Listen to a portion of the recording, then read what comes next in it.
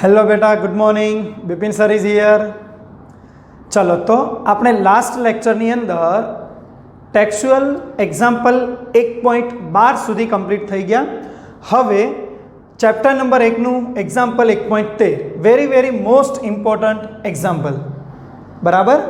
ચાલો ધ્યાનથી રકમ જુઓ. તમારી પાસે ટેક્સ્ટ બુક છે જ, તો ટેક્સ્ટ બુકની અંદર તમારે આ રકમ જોવાની છે. ચલો તો હું અત્યારે રકમ વાંચું છું. જુઓ, પરમાણુ માટેના પ્રારંભિક મોડેલમાં ZE વિદ્યુતભાર ધરાવતા ધન વિદ્યુતભારિત બિંદુવત ન્યુક્લિયસ અને તેની આસપાસ કેપિટલ R ત્રિજ્યા સુધીની નિયમિત ઘનતાના ઋણ વિદ્યુતભારિત વડે ઘેરાયેલું છે. સમગ્રપણે પરમાણુ તટસ્થ છે. તો આ મોડેલ માટે ન્યુક્લિયસથી સ્મોલ r અંતરે વિદ્યુત ક્ષેત્ર કેટલું હશે?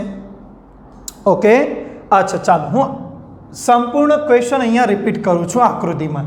જુઓ, આ એક પરમાણુનો નમૂનો છે. આ નમૂનામાં આ જે સ્મોલ સર્કલ જે ભાગ દેખાય છે એ 3D છે આખું, અને એ છે પોઝિટિવ ન્યુક્લિયસ જ્યાં બધો ધન વિદ્યુતભાર છે. હવે આ કયો પરમાણુ છે તો નથી ખબર, તો દીકરા આપણે કામ કરીએ તો આપણે માની લો કે કોઈ Z નંબરનો પરમાણુ છે. Z એટલે પરમાણુ ક્રમાંક, તો કોઈ બી હોઈ શકે, અને અંદર પ્રોટોન ભરેલા છે. પ્રોટોનનો વિદ્યુતભાર કેવો? +E. તો દીકરા આ પ્લસ જે ન્યુક્લિયસ છે એનો વિદ્યુતભાર મારે બોલવો હોય તો શું બોલાય? હા, ઘણા સ્ટુડન્ટ સમજી ગયા હશે. જો મારે આ પ્લસ ન્યુક્લિયસનો વિદ્યુતભાર બોલવો હોય તો મારે બોલી શકાય +ZE. એક તો પ્રોટોન છે એટલે પ્લસ, E એટલે એક પ્રોટોનનો વિદ્યુતભાર મલ્ટીપ્લાય ટોટલ Z એટલે પ્રોટોનની સંખ્યા. કારણ કે વાસ્તવમાં બધાને ખબર છે Z શું દર્શાવે? પ્રોટોનની સંખ્યા. સો ટોટલ વિદ્યુતભાર ન્યુક્લિયસમાં કેટલો? +ZE. બોલો ક્લિયર?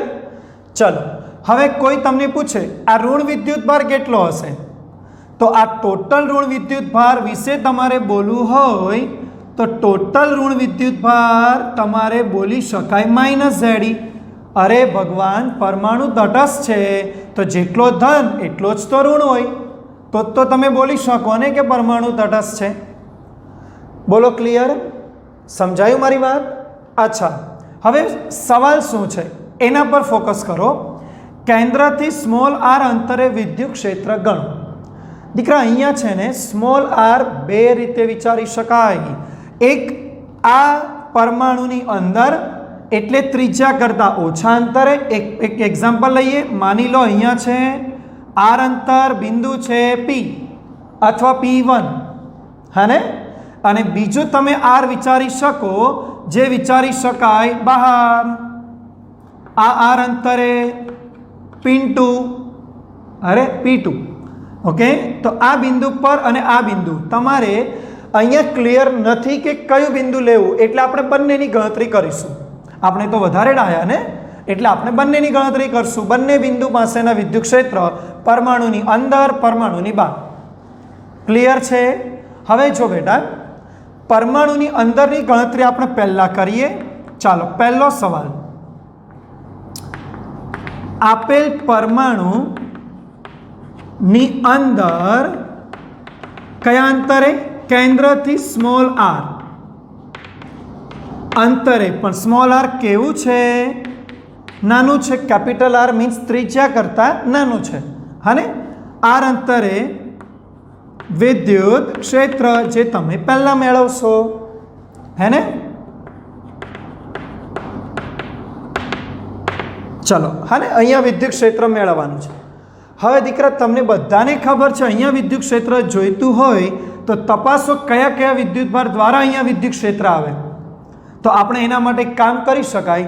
વિદ્યુત ક્ષેત્ર ગણવા માટે આપણી પાસે સરળ રસ્તો છે ગૌસનો નિયમ.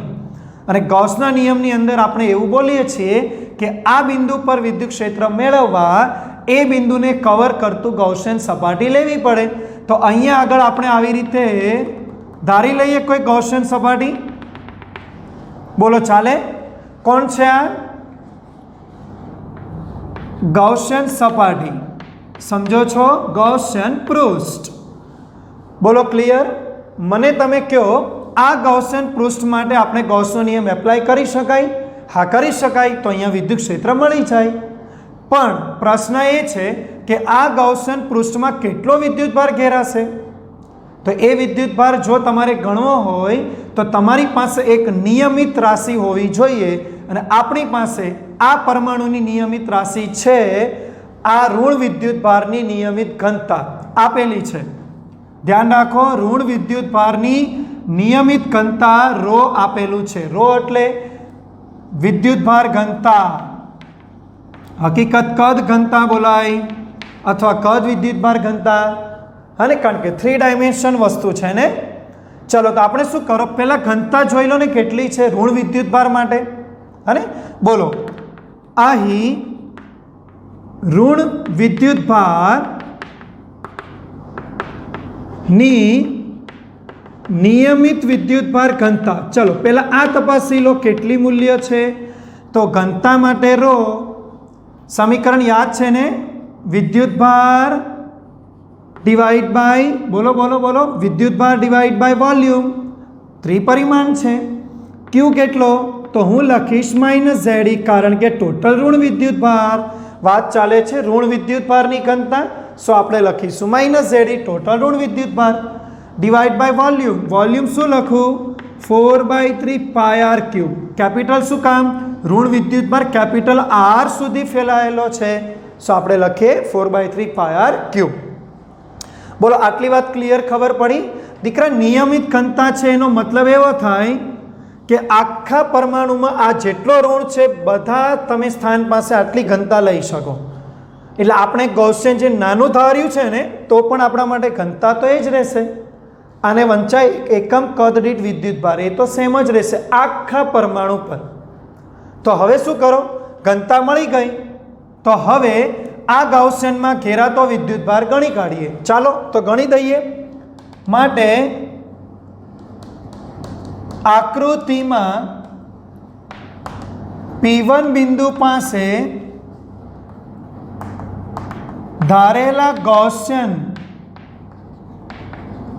ગોળાકાર પૃષ્ઠ, આપણે સ્પષ્ટ લખીએ, ગોળાકાર પૃષ્ઠ વડે ઘેરાતો વિદ્યુતભાર. ચાલો ચાલો, ઘેરાતો વિદ્યુતભાર ઇટ મીન્સ ક્યુ. અને ધ્યાનથી જુઓ બધા, તમે એક વસ્તુ નોટિસ કરી, ધન તો બધો ઘેરાય છે ગૌસિયન સપાટીમાં, તો આપણે લખી શકીએ ટોટલ ધન એટલે +Ze. હા ને? હવે શું લખશું? ઘેરાતો ઋણ.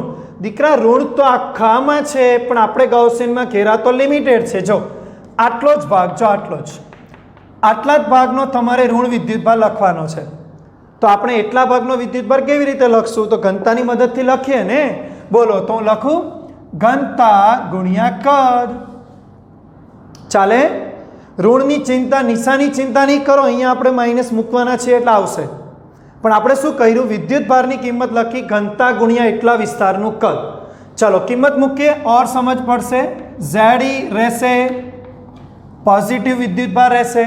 ધ્યાન રાખજો, આ પ્લસ વિદ્યુતભાર છે, આ માઇનસ છે. ચલો રોની કિંમત આ મૂકીએ ઘનતા, તો માઇનસ નિશાની આવે છે એટલે અહીંયા હું માઇનસ કરીશ. Ze divide by 4/3 πr³. Clear આટલું? રોની કિંમત મુકાઈ.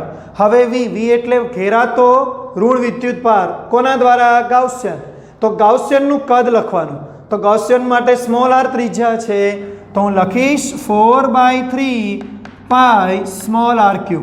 બોલો 4/3 પાઈ કેન્સલ. તો કેટલો વિદ્યુતભાર ઘેરાય છે? Q બરાબર Ze કોમન લઈએ, લેવાય Ze કોમન. સો 1 માઇનસ ત્યાં આગળ બચે છે small r³ divide by capital R³. બોલો આ શું મળી ગયું? ધારેલા ગૌસિયનમાં ઘેરાતો વિદ્યુતભાર. યસ, આટલામાં મળતો કુલ વિદ્યુતભાર. ચલો હવે, અરે દીકરા, હવે તો વિદ્યુત ક્ષેત્ર મળી જાય ને. ગૌસનો નિયમ વાપરો. હા, ગૌસના નિયમ દ્વારા તમને ત્યાં આગળનું શું મળી જશે? બોલો બોલો બોલો. ત્યાં આગળ તમારે જોઈએ છે વિદ્યુત ક્ષેત્ર. હા ને દીકરા, હું તમને એક વાત ઓર કહું. આ ગોળો છે ને, એનું વિદ્યુત ક્ષેત્ર ખબર આપણે ભણેલા થિયરીમાં બિંદુવત જેવું પરિણામ મળે. તો આપણે અહીંયા વિદ્યુત ક્ષેત્ર ડાયરેક્ટ બિંદુવત એપ્લાય કરતો તો પણ ચાલે. બોલો, તો લખી શકાય. માટે ગૌસના નિયમ મુજબ બોલો ચલો P1 બિંદુ પાસે વિદ્યુત ક્ષેત્ર. ચલો ડાયરેક્ટ બિંદુવત એપ્લાય કરી શકાય. બિંદુવતનું સમીકરણ કે ક્યુ ડિવાઈડ બાય આર સ્ક્વેર. બોલો કેની કિંમત જાણો છો ને? હા, મૂકી દો. ચલો 1/4πε0 ફોર્મ્યુલા ક્યુ અને આર સ્ક્વેર. આર સ્ક્વેર તો આપણે લખીશું આ રીતે 1/r². ક્યુની કિંમત મલ્ટીપ્લાયમાં છે. હા, તો રાખીએ ને ઉપર. બોલો ZE ક્લિયર. ZE હા, સીધું મલ્ટીપ્લાય કરો ચાલશે. ZE into 1 - small r cube by capital R cube. બોલો આટલે સુધી ક્લિયર. હવે એક ખૂબ જ નાનું કામ કરવાનું છે એટલે સોલ્યુશન આન્સર આવી જશે. આ ZE ને અંશમાં ઉપર રાખો. Divide by 4πε. આટલું તો ક્લિયર છે? હા, ક્લિયર છે. અંદર હવે જુઓ, અહીંયા સ્મોલ r² છે એને બ્રેકેટમાં મલ્ટીપ્લાય કરો તો અહીંયા આગળ આવી જશે 1/r². હજુ અંદર મલ્ટીપ્લાય, સો -r³ ઇન્ટુ r કેપિટલ. બોલો સમજાયું? આ r² અહીંયા બંનેમાં અંદર મલ્ટીપ્લાય, તો દીકરા અહીંયાથી r² cancel out. So final answer ZE divide by 4πε r² minus small r એક બચે છે ડિવાઈડ બાય કેપિટલ R³. તો આ જે આન્સર મળે છે એ આપણા માટે વિદ્યુત ક્ષેત્ર. પણ આ કયા વિસ્તારનું વિદ્યુત ક્ષેત્ર છે? તો યાદ રાખો, આ અંદરના ભાગમાં વિદ્યુત ક્ષેત્ર છે એટલે આપણે બ્રેકેટમાં લખીશું R small less than capital, એટલે કેપિટલ R કરતાં ઓછા અંતરે. બોલો ક્લિયર. હવે આપણે બહારનો ભાગ સોલ્વ કરીએ. ચલો બીજો સવાલ, બહારના ભાગ.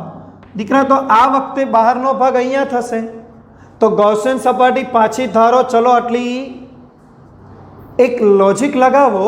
આ વખતે ગૌસિયન અહીંયાથી ધારશો તો ઘેરાતો કુલ વિદ્યુતભાર ખબર કેટલો થશે? +ZE - ZE total. તો યાર એ તો 0 થઈ જાય, પરમાણુ તટસ્થ. મતલબ કે તો પછી આ P2 બહારના બિંદુ પાસે વિદ્યુત ક્ષેત્ર કેટલું હશે? 0. યાદ રાખો. હવે R ગ્રેટર ધેન કેપિટલ એટલે મોટા અંતરે P2 બિંદુ પાસે વિદ્યુત ક્ષેત્ર મેળવવા ગૌસના નિયમ મુજબ બંધ પૃષ્ઠ વડે ઘેરાતો કુલ વિદ્યુતભાર 0 થશે. અને અર્થાત P2 બિંદુ પાસે વિદ્યુત ક્ષેત્ર 0. અર્થાત P2 એટલે P2 બિંદુ પાસે કુલ વિદ્યુત ક્ષેત્ર બ્રેકેટમાં લખીએ પરમાણુ દ્વારા, હે ને, પૂરા એટમ દ્વારા. ચલો કેટલું છે? E બરાબર 0 થશે. બોલો ક્લિયર. એટલે બહારના ભાગની ગણતરી કરવાની જરૂર નથી, માત્ર અંદરના ભાગની ગણતરી કરીને આપણે આન્સર લાવી શકીએ. બોલો ક્લિયર. એક વખત ફટાફટ જોઈ લો. તમે પહેલાં અંદરનો ભાગ સોલ્વ કરવા ઈચ્છતા હતા તો અંદર ગૌસિયન સપાટી ધારી. એ ગૌસિયન સપાટીમાં વિદ્યુતભાર ઘેરાતો ગણવા માટે પહેલાં ઘનતા સોલ્વ કરો તો ઋણ વિદ્યુતભારની ઘનતા વિદ્યુતભાર છેદમાં કદ -ZE એટલે ટોટલ ઋણ ડિવાઈડ બાય ટોટલ વોલ્યુમ કદ. આ આખા ઋણ વિદ્યુતભારની ઘનતા છે. હવે એનો યુઝ કરીને આ બંધ ગૌસિયનમાં ઘેરાતો ઋણ વિદ્યુતભાર એટલે ટોટલ જ સ્ટેપ લખ્યું છે. ટોટલ વિદ્યુતભાર ZE પ્લસ એટલે કારણ કે તમને ખબર ટોટલ ધન કવર થાય. ઋણ વિદ્યુતભાર તો આટલા જ વિસ્તારમાં ઘનતા ગુણ્યા એનું કદ, તો ρ × V માઇનસ મતલબ ઋણ વિદ્યુતભાર. હવે રોની કિંમત આ મૂકો, ઋણ વિદ્યુતભાર ઘનતા. વોલ્યુમ બોલો ગૌસિયન માટે, ગૌસિયન 4/3 π સ્મોલ r ક્યુબ. એને સોલ્વ કરો એટલે આ ક્યુબ મળશે. એ ક્યુનો બિંદુવત સૂત્ર એપ્લાય કરીને વિદ્યુત ક્ષેત્ર મળી જાય અને બહારના ભાગનું તો 0 છે. બોલો સમજ પડી ગઈ? તો આ થયું વિદ્યુત ક્ષેત્ર એક પરમાણુ દ્વારા. રાઇટ ડાઉન કરો. ચલો બેટા, તો હવે અહીંયા આપણા એક્ઝામ્પલ બધા ઓવર થાય છે. હવે સ્વાધ્યાયના એક્ઝામ્પલ પર આપણે આવીએ છીએ. જો બેટા ખાસ ધ્યાનમાં રાખો, સ્વાધ્યાયના જેટલા પણ એક્ઝામ્પલ છે બધા એક્ઝામ્પલ આપણે બોર્ડ પર લેવાના નથી. જે ઇફેક્ટિવ અસરકારક તમારા માટે છે એ જ એક્ઝામ્પલ બોર્ડ ઉપર આપણે લેવાના છીએ. આપણે વધારાનો સમય થોડા એક્સ્ટ્રા એક્ઝામ્પલ જે કોમ્પિટિટિવમાં પણ યુઝફુલ હોય એને આપણે કવર કરીશું. બરાબર? તો આપણે અત્યારે એક્ઝામ્પલ જે ઇફેક્ટિવ છે સ્વાધ્યાયમાં એની શરૂઆત કરીએ. તો સ્વાધ્યાયનો દાખલા નંબર 1.8. ઓકે, સ્વાધ્યાયની અંદર 1.8 પર આવીએ.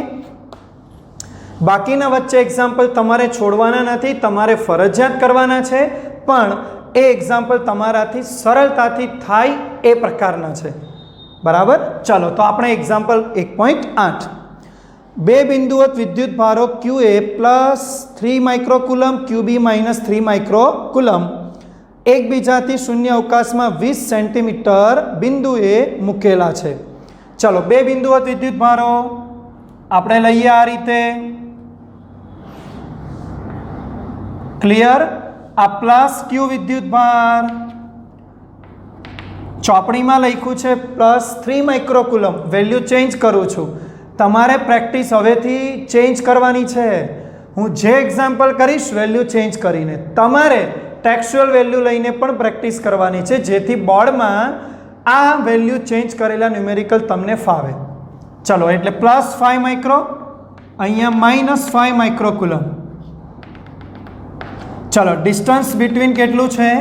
તો આપણને ડિસ્ટન્સ આપવામાં આવેલું છે 20 સેન્ટીમીટર, બટ આપણે યુઝ કરીશું 10 સેન્ટીમીટર.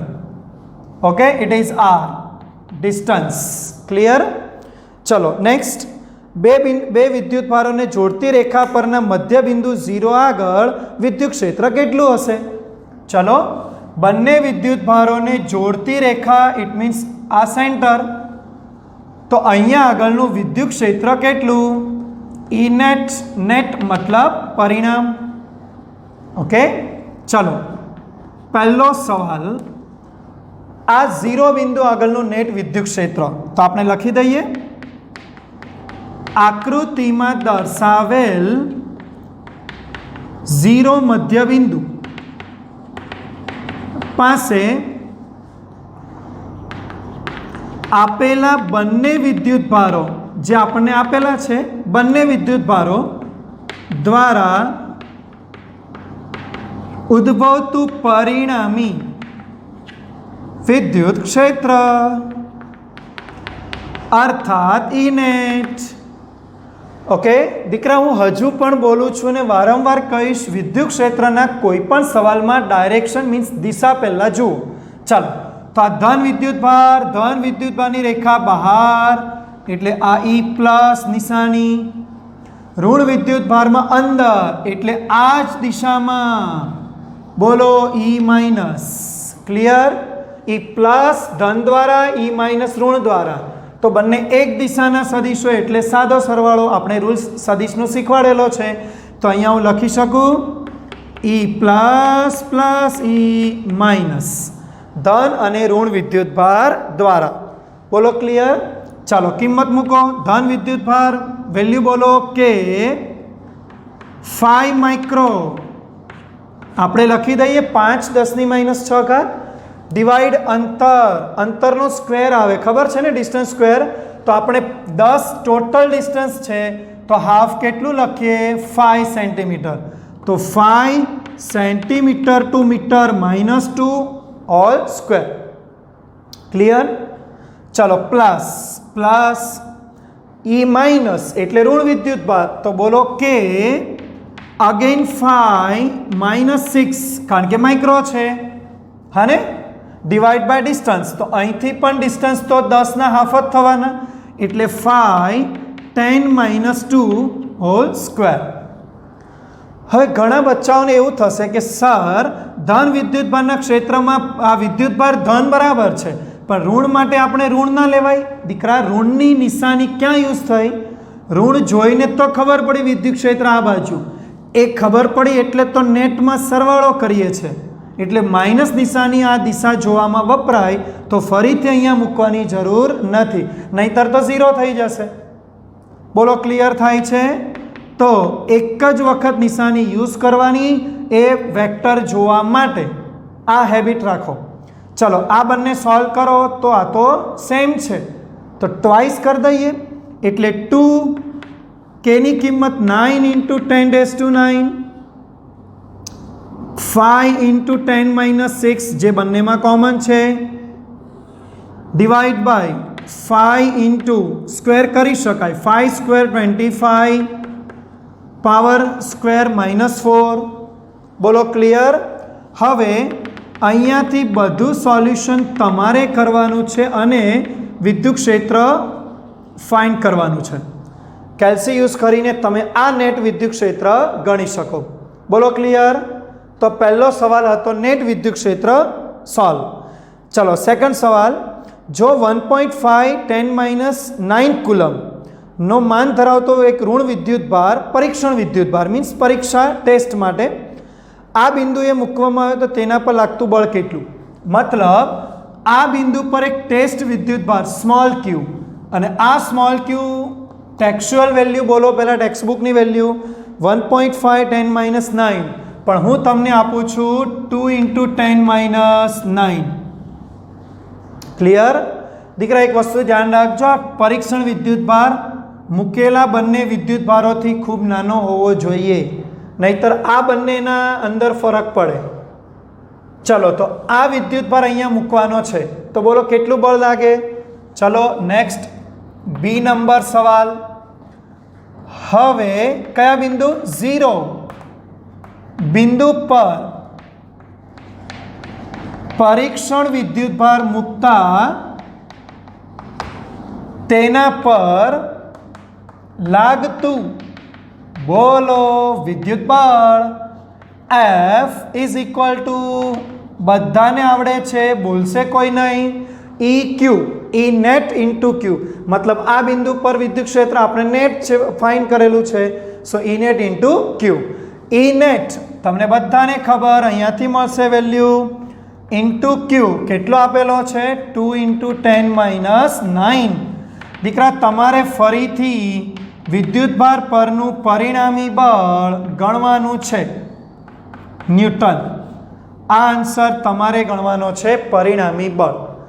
વિદ્યુત ક્ષેત્ર જે લાવશો એ તમારે અહીંથી ત્યાં મૂકવાનું છે, મલ્ટીપ્લાય બાય 2 × 10⁻9. આ કિંમતથી તમને અહીંયાનું પરિણામ બળ મળી જશે. બોલો, ખબર પડી? પાક્કું આટલું ખબર પડી? તો તમારે હવેથી આ બાબતને ધ્યાનમાં રાખવાની છે કે આવી રીતે આપણને પરિણામી બળ પૂછે તો આપણે ગણી શકીએ. બોલો, ક્લિયર છે આટલું? પાક્કું ક્લિયર છે? અચ્છા, આ જ એક્ઝામ્પલમાં એક એક્સ્ટ્રા બાબત સમજી લો, બહુ ઇમ્પોર્ટન્ટ છે ને પૂછાય છે. આના પર જી નીટ ગુજસેટ દરેકમાં કામ લાગતા MCQ. ધ્યાનથી જોજો. એક રેખા પર બે વિદ્યુતભાર, ચલો આ ફોર એક્ઝામ્પલ પ્લસ કેપિટલ ક્યુ, આ માઇનસ ક્યુ. સ્ટ્રક્ચર તો આવું જ છે, સેમ વિદ્યુતભાર ઓપોઝિટ. હવે એની મધ્યમાં આપણે મૂકીએ છીએ સ્મોલ ક્યુ. તો સવાલ એમ છે આ સ્મોલ ક્યુ પરનું પરિણામ બળ. તો દીકરા આવી રીતે બી સોલ્વ થાય, શીખો. આખું અંતર r, તો આ હાફ r/2 r/2 થશે. આના પરનું બળ તપાસવું છે તો જુઓ આકર્ષણ અપાકર્ષણ. બોલો, ધન ધન વચ્ચે અપાકર્ષણ એટલે દૂર, એટલે આ દિશામાં. ઋણ ધન વચ્ચે આકર્ષણ એટલે એ જ દિશામાં. તો આ બંનેનો સરવાળો કરીને પણ તમે F1 + F2 નો સરવાળો કરીને પણ તમે પરિણામ બળ કાઢી શકો. આ ટાઈપના MCQ પૂછાય છે. સમજાય છે મારી વાત? પરિણામ બળ કાઢી શકો, પ્લીઝ ભૂલતા નહીં. હને? અચ્છા, આ ફર્સ્ટ મેટર. સેકન્ડ મેટર પણ સમજાવી આપું, ધ્યાનથી જુઓ. અગેન આ બંને વિદ્યુતભાર પ્લસ ક્યુ, અગેન માઇનસ ક્યુ. પાછું અંતર r ટોટલ. સવાલ એમ છે કે આ ત્રીજો વિદ્યુતભાર હું ક્યાં મૂકીશ તો મને પરિણામ બળ 0 થશે. વાહ, પરિણામમાં ગણવાનું નથી, કઈ જ દીધું છે 0, પણ ક્યાં મૂકો એ લોકેશન તમારે ગણવાનું. અંતર, લોકેશન મતલબ અંતર ગણવાનું. તો દીકરા એક વસ્તુ ટેવ રાખો, તમે એને ક્યાં મૂકશો તો પરિણામ 0 થશે, તો એના માટેનો ઓપ્શન કંઈક આવો છે. જો આપણે છે ને આની અંદર એક કામ કરીએ, હું તમને એક વેલ્યુ સમજાવું.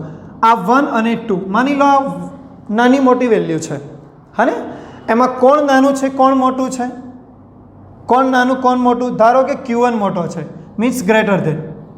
આ મોટી વેલ્યુ વિદ્યુતભાર, આ નાની વેલ્યુ વિદ્યુતભાર. આટલી વાત સમજાય? હવે જોજો, હવે ત્રીજો વિદ્યુતભાર ક્યાં મૂકીશ તો આ પરિણામ બળ બંને દ્વારા જે એના પર લાગશે 0 થશે. તો તમારે ધ્યાન રાખવાનું છે, આ બંને વિદ્યુતભારને જોડતી રેખા પર જ મૂકવાનો, કારણ કે તો બળ પરિણામ ગણાય. પણ ક્યાં? તો હંમેશા તમે અહીંયા જોયું વચ્ચે મૂક્યો તો એક દિશામાં વેક્ટર થયા તો સરવાળો. આપણને ખબર પરિણામ 0 ક્યારે થાય? બોલો, પરિણામ F નેટ 0 શક્યતા ક્યારે બને? જ્યારે સમાન મૂલ્યના અને વિરોધી ફોર્સ લાગે, ખાસ વિરોધી દિશા, હા ને? એવું ક્યારે શક્ય છે? જ્યારે તમે વિદ્યુતભાર ત્રીજો આ બંનેની બહાર મૂકો. યસ, બહાર મૂકો તો જ શક્ય છે. અને બહાર પણ ક્યાં? તો ટેવ રાખો, મોટા વિદ્યુતભારથી દૂર નાના વિદ્યુતભારની નજીક, એટલે આપણે મૂકવો પડે અહીંયા ત્રીજો વિદ્યુતભાર. મોટાથી દૂર નાનાની નજીક. નાનો એટલે ઋણને અનુસરીને નહીં, હા, મેગ્નિટ્યુડ મૂલ્ય જોઈને નાનો છે. આ સમજાઈ ગયું? જો હું તમને દિશાની દ્રષ્ટિએ વાત કરું તો થઈ જાય માઇનસ પ્લસ આકર્ષણ એટલે આ દિશામાં બળ, આ પ્લસ પ્લસ અપાકર્ષણ એટલે એના દ્વારા આ દિશામાં બળ. જો વિરોધી વેક્ટર ચાન્સ બને. ઘણાના મનમાં એમ હશે, સર આ વિદ્યુતભાર બહાર આ બાજુ કેમ નહીં, અહીંયા કેમ નહીં? દીકરા, જે વિદ્યુતભાર મોટો છે એની નજીક મૂકશો તો એનું બળ વધી જશે, અને નાના દ્વારા અહીંયા બળ કાઢશો તો એ ઘટી મતલબ ઓછું રહેશે. તો આપણે તો વાત કરીને સમાન મૂલ્યના બળ, તો એ નહીં થાય. સમાન મૂલ્યના બળ ક્યારે શક્ય છે? જ્યારે ઓછા મૂલ્યના વિદ્યુતભારની નજીક રાખો. કારણ કે જો એક વસ્તુ છે, નાનાની નજીક રાખો એટલે તમને ખબર છે ને, જનરલી બળ Qના સમપ્રમાણમાં, અંતરના વર્ગના વ્યસ્ત પ્રમાણમાં. તો આ Q ઓછો હશે તો બળ ઓછું થવાની વાત આવે, પણ આ R અંતર ઓછું થશે એટલે એને લીધે બળ વધી જશે. મતલબ આ બળ પહેલા દૂરવાળા આ વિદ્યુતભાર પર લાગતા બળને મેન્ટેન કરી શકશે. આ દૂરવાળો વિદ્યુતભાર એને ત્યાં આગળ બેલેન્સ કરી શકશે. સમજો છો? પાછું બોલું છું, દૂર વિદ્યુતભાર આ છે જે એને બળ આપશે, એ બળને આ નજીકવાળો વિદ્યુતભાર તો જ મેન્ટેન કરી શકે, બેલેન્સ કરી શકે જો એની નજીક હોય. આ પહેલાં જેવી વાત છે, જેની પાસે પૈસા છે એ તો દૂર દૂર સુધી પહોંચે જ, પણ જેની પાસે પૈસા ઓછા છે એ બિચારો નજીક સુધી પહોંચે. એટલે આ ઓછા વિદ્યુતભારની નજીકની જ ગણતરી થાય. તો તમારે આજથી યાદ રાખવાનું છે, બે વિદ્યુતભારોને જોડતી રેખા પર ત્રીજો ક્યાં મૂકવાનો? તો જો બંને વિદ્યુતભારો પ્લસ માઇનસ હોય તો ત્રીજો વિદ્યુતભાર બહાર મૂકવાનો, અને ક્યાં? નાના બેમાંથી જે નાનો વિદ્યુતભાર છે એની પડોશમાં મૂકવાનો. સમજ પડી ગઈ? નાના વિદ્યુતભારની પડોશમાં. બોલો, ક્લિયર? હવે આ સમજ્યા પછી ઘણાના મનમાં આવું થશે, ઓ સર, ધારો કે બંને વિદ્યુતભારો પ્લસ પ્લસ છે, પ્લસ Q1 પ્લસ Q2. હવે બોલો છો ત્રીજો ક્યાં મૂકું? ગભરાઈશ ના, આ વખતે નાનું મોટું કોણ છે? સેમ, Q1 મોટો Q2 નાનો. ચલો, પણ સજાતીય પ્લસ પ્લસ, તો ત્રીજો ક્યાં મૂકવાનો? પાછું એ જ વિધાન, એ જ સેન્ટેન્સ. બેટા, આ છે ને એક કાનૂન છે, એક નિયમ છે કે જ્યાં તમે ત્રીજાને મૂકવાની વાત કરો તો હંમેશા ગરીબના પડોશમાં મૂકવાનો. ગરીબ એટલે નાનો વિદ્યુતભાર, હા ને, એની પડોશમાં. પણ આ વખતે બહાર નહીં, આ વખતે એમની વચ્ચે મૂકવાનો. કેમ એવું? જુઓ, દિશા જુઓ તો પરિણામ જુઓ, ખબર પડશે. ધન દ્વારા એને અપાકર્ષણ આ બાજુ, આ ધન દ્વારા એને અપાકર્ષણ આ બાજુ, જો થયા વિરોધી, યાની વચ્ચે મૂકો તો વિરોધી વેક્ટર હોવાથી પરિણામ અહીંયા આગળ 0 થવાના ચાન્સ બને. એટલા માટે તમારે આ વખતે વિદ્યુતભાર વચમાં મૂકવો પડે, પણ ગરીબની બાજુમાં. તો છે ને માઇન્ડમાં એક સ્ટ્રક્ચર બેસાડી દો. સજાતીય વિદ્યુતભારોની વચ્ચે ગરીબની બાજુમાં વિદ્યુતભાર ત્રીજો મૂકવાનો તો સિસ્ટમ બેલેન્સ થાય, અને વિજાતીય પ્લસ માઇનસ વિદ્યુતભારોમાં ગરીબની બહાર બાજુમાં જ પણ બહાર, બે વિદ્યુતભારની વચ્ચે નહીં, બહાર ત્રીજો વિદ્યુતભાર મૂકવાથી સિસ્ટમ બેલેન્સ થાય. બેલેન્સ એટલે પરિણામ બળ 0 તો જ થાય, ને પરિણામ 0 એટલે સિસ્ટમ બેલેન્સ થઈ જાય, જેને ગુજરાતીમાં આપણે બોલીએ સંતુલન. તો યાદ રાખો, હવેથી સંતુલનના પ્રશ્ન પૂછાય તો આ મેથડ યુઝ કરવાની. મેથડમાં આગળ શું છે? ખાલી બળ ગણવાના. આના દ્વારા બળ ગણો કે Q1 Q2 બાર, પછી બીજા દ્વારા કે Q1 Q2, બસ બળને ગણો. વેક્ટર તો વિરોધી એટલે પરિણામ 0 એટલે ખાલી મૂલ્ય સરખાવાના. આવી ગણતરીના પ્રશ્ન તમને પૂછાય. આપણે દીકરા આગળ જતાં કોમ્પિટિટિવમાં એને યુઝ કરવાના છે અને એક્ઝામ્પલ હું કરાવીશ, પણ ફિલહાલ આટલે સુધીની પેટર્ન તમારે તૈયાર કરવાની છે. તો આ ટેક્સ્ટ બુક જેવું એક્ઝામ્પલ થઈ ગયું, જેને જોઈને ટેક્સ્ટ બુકની વેલ્યુ લઈને ગણો અને આ મેથડ એક્સ્ટ્રા નોટની અંદર રાઇટ ડાઉન કરો. આની અંદર હેડિંગ આપજો સંતુલન, વિદ્યુતભાર તંત્ર સંતુલન માટે. ક્લિયર? ઓકે. તો આજના દિવસમાં અહીંયા સુધી રાખીએ છીએ. બાકીનું હવે આવતા લેક્ચરની અંદર ભણીશું. Thank you.